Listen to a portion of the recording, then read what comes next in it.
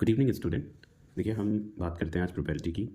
तो प्रोबेबिलिटी में हम 3 टॉपिक देखेंगे। एक होता है डाइस, दूसरा कॉइन होता है और तीसरा हमारा कार्ड्स होता है। ठीक है, डाइस होता है, कॉइन होता है, कार्ड्स होता है।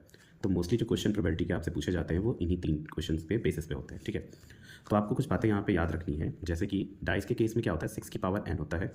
कॉइन के केस में 2 की पावर n होता है। कार्ड्स टोटल 52 होते हैं। तो सबसे पहले इन दोनों को समझने की कोशिश करते हैं। डाइस का मतलब हो गया 6 की पावर n।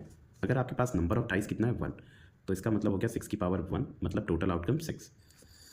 दूसरी चीज़, अगर हम कहते हैं 6 की पावर 2, मतलब नंबर ऑफ डाइस कितने हैं हमारे पास, इस बार 2 हैं। पासे कितने हुए, 2।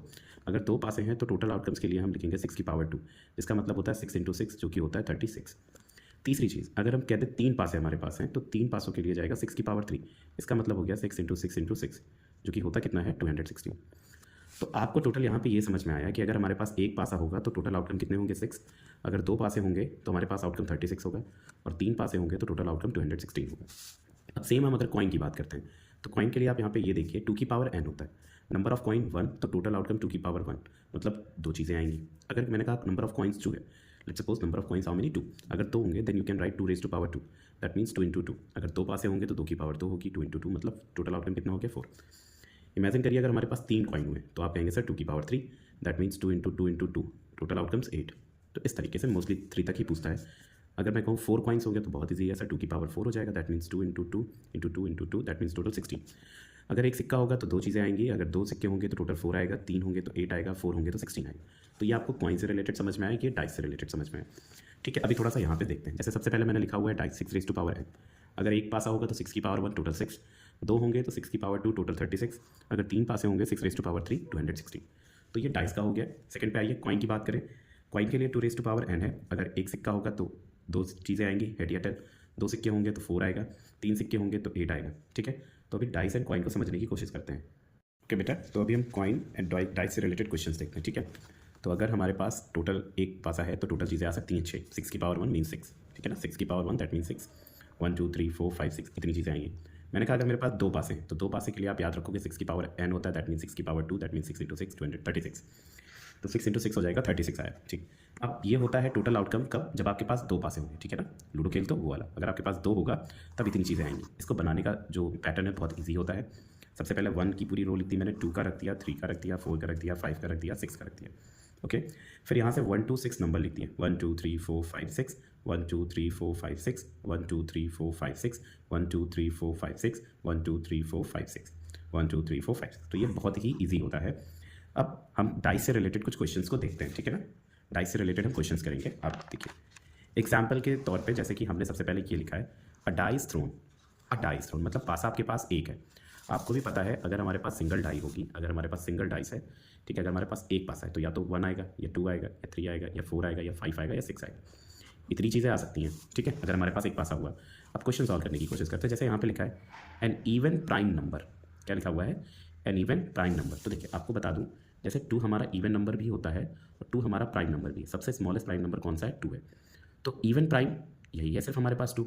तो टोटल नंबर्स हमारे पास अगर मैं पूछूँ आपसे तो टोटल नंबर आपका है 6। इवन प्राइम नंबर कितना है यहाँ पे, तो आप कहेंगे सर 1। तो जब आप प्रोबेबिलिटी फाइंड आउट करेंगे तो टोटल आउटकम जो हो जाएगा, टोटल आउटकम हमेशा डिनोमिनेटर में जाता है, जो कि कितना होगा 6। आने की संभावना उसकी इवन प्राइम की कितनी है, तो आप कहेंगे सर 1 आ सकता है, तो हमने 1/6 किया। तो ये क्वेश्चन आपका हो गया। अब बात करते हैं अ कंपोजिट नंबर। जैसे अब आपसे अगर बात की जाए कंपोजिट नंबर के लिए, तो आपको पता होना चाहिए कंपोजिट नंबर बेसिकली वो नंबर होते हैं जिनके फैक्टर 2 से ज़्यादा होते हैं। एग्जाम्पल के तौर पे जैसे मैंने लिखा 3। सो बेटा जो 3 होता है सिर्फ 1 और 3 से ही डिविजिबल होता है। ठीक है, लेकिन अगर मैं 4 लिख दूंगा तो आप कहेंगे सर ये 1 से भी जाएगा, 2 से भी जाएगा और 4 से भी जाएगा। तो देखिए यहाँ पे मोर देन 2 हो गया कि नहीं, यहाँ टोटल 3 हो गए, यहाँ पे 2। तो 2 वाले हमेशा प्राइम नंबर होते हैं, और जिनके 3 से ज़्यादा, 3 हो जाए, 4 हो जाए, 5 हो जाए, 6 हो जाए, मतलब जितने ज़्यादा फैक्टर है वो आपका कंपोजिट होता है। ठीक, तो अब इस नंबर पे आइए, कंपोजिट नंबर आपको क्या दिख रहा है, तो कंपोजिट आपको 4 दिखेगा और 6 दिखेगा। बाकी ये भी प्राइम होगा, ये भी प्राइम होगा, ये भी प्राइम होगा। तो कंपोजिट सिर्फ 2 नंबर दिख रहा है। तो अगर मैंने कहा प्रोबेबिलिटी मुझे किसकी चाहिए, कंपोजिट नंबर की प्रोबेबिलिटी चाहिए, तो आप कहेंगे सर टोटल आउटकम कितना होता है 6। हमने लिख दिया 6, टोटल आउटकम 6 हो गया। कंपोजिट नंबर हैं कितने, 1 और 2। तो आप कहेंगे सर 2/6 दैट मीन्स 1/3। ये आपकी प्रोबेबिलिटी हो गई किसकी, कंपोजिट नंबर की। क्या हो गया 1.3। तो ये बेसिक सा क्वेश्चन था जब आपके पास सिंगल डाइस है। लेकिन हम क्वेश्चन को चेंज करते हैं। अब हम कहते हैं हमारे पास नंबर ऑफ डाइस कितनी हो गई, 2। अगर हमारे पास 2 डाइस होगी तो आपको पता है दैट मीन 6 की पावर n, दैट मीन 6 की पावर 2। इसका मतलब हो जाएगा 6 इंटू 6 और 36। तो जब आपके पास 2 डाइस होगी तो टोटल आउटकम आपका, अभी आपने देखा था टोटल आउटकम आपका 1 2 3 4 5 6 था। जब आपके पास सिर्फ और सिर्फ एक पासा था। लेकिन अगर मैं कहूँ आपके पास 2 पासे हो गए तो आपके पास केसेस कितने आएंगे? 36। आउटकम कितना होगा? 36। देखते हैं, देखिए ये आपने देखा था स्ट्रक्चर, ये आपका है। अभी कुछ क्वेश्चन हम देखेंगे, आपको इजीली समझ में आएगा। तो ये क्वेश्चन लिखा हुआ है, in a simultaneous throw of a pair of a dice. Pair of a dice का मतलब हो गया 2 पासे हैं। Find the probability of getting. देखिए ये सारे क्वेश्चन हैं आपके लिखे हुए। अब इसमें से हम कुछ अगर बात करते हैं, जैसे इस क्वेश्चन की बात करें, अ सम ग्रेटर देन 9, इसका मतलब क्या हुआ? A sum greater than 9, it means कि इन दोनों को जोड़ने पे 9 से बड़ा आना चाहिए। 9 भी नहीं आएगा, 9 नहीं चाहिए, क्योंकि इसने बोला ग्रेटर देन 9। अगर equal to 9 and greater than 9 बोलता तब हम 9 को शामिल करते। लेकिन अभी हमें 9 से बड़ा चाहिए। 9 से बड़ा दैट मीन्स 10 चाहिए, 11 चाहिए, 12 चाहिए, इस तरीके से चाहिए। तो चलिए हमने सबसे पहले लास्ट से उठाया, इसको सम करने पे कितना आएगा? 12। एक मिला, यहाँ पे 11 आएगा, 6 5 11, 6 4 10, 6 3 9। तो आपको पता है अगर 9 भी आएगा तो हमें उसको लेना है नहीं।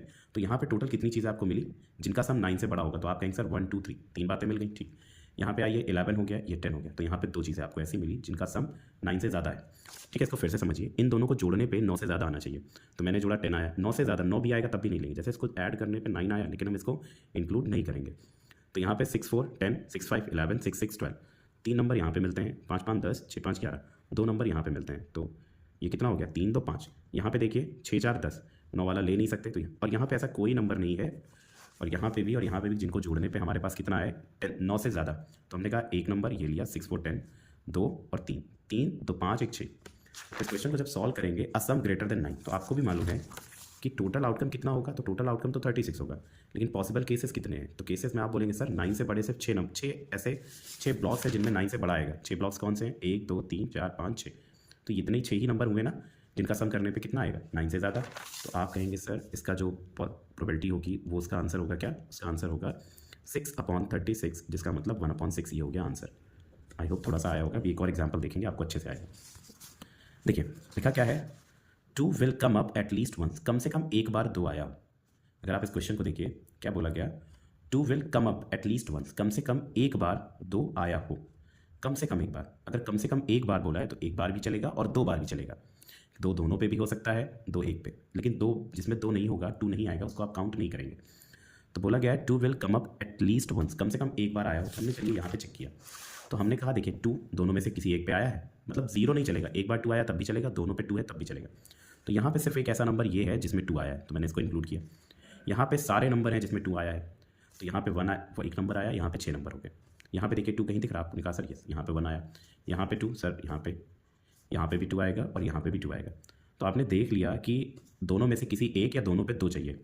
तो देखिए यहाँ पे टोटल नंबर 6 हो गए, यहाँ पे 7 8 9 10 11। तो ऐसे टोटल 11 नंबर हैं जिन पे या तो यहाँ पे 2 आ रहा है या तो वहाँ पे 2 आ रहा है, ठीक है। एक पे आया या दोनों पे आया, तो 11 नंबर ऐसे होंगे जिन पे 2 आ रहा है। कितने नंबर? 11। तो हमने कर दिया। तो अब प्रोबेबिलिटी क्या होगी? तो प्रोबेबिलिटी आप कहेंगे सर टोटल चीज़ें आ सकती हैं वो 36 है, और जो हमने कंडीशन थी उसमें 11 है, तो इसका आंसर हो जाएगा 11/36। आई होप आपको समझ में आया होगा।